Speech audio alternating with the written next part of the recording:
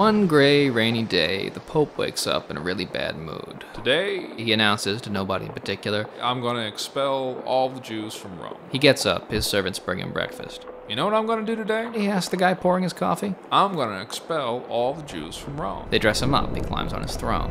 His court assembles for the morning's business. First off, you there. Says the Pope, pointing to the closest cardinal. Find me the top Jew in Rome. I want him here by noon at the latest.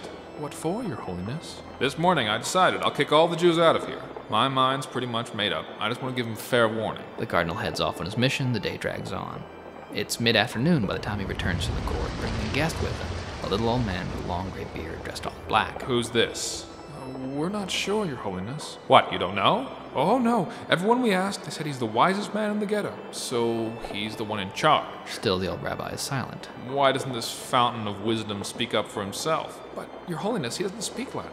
Greek? I don't think so. He's a very holy man, they told us. He can't speak any common language, see, only... Silence! The Pope lurches to his feet and stalks down from his throne. He stares at the rabbi, and the rabbi stares back.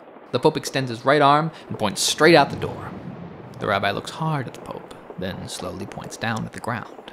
Shock flashes across the Pope's face. He thumps his chest once, twice. The rabbi's eyes narrow. He points up at the ceiling. The Pope snorts in anger, grabs a communion wafer and chalice of wine from the nearby altar. He shakes them furiously at the rabbi. But the rabbi shakes his head again and smiles. He reaches into his robe and produces a shiny red apple. Takes a big bite. The Pope blinks once, twice, slowly nods in agreement. The man is right. Pleases me to change my mind. The Jews may stay. Now, get out of my sight. And the rabbi's grabbed and hauled out of the room. The Pope sighs deeply and climbs the stairs to the throne again. Let me tell you what He happened. says to the court. I said, your people have turned away from God. He said, no, God is here with us. I said, I, the Pope, say God has abandoned you. He said, who can say God is above us all? And I said, well, you have sinned, you have rejected Christ. Then he said, are we not all sinners? It's true. Still raining and the sun is setting at the ghetto gates by the time the rabbi returns. Despite the weather, people gather all around him in the street, worried and eager for the story. Rabbi, what happened? Were you frightened? What's the Pope like? What did he say? The rabbi raises his hands for quiet. It doesn't start out well. The Jews are going to get out, says the Pope.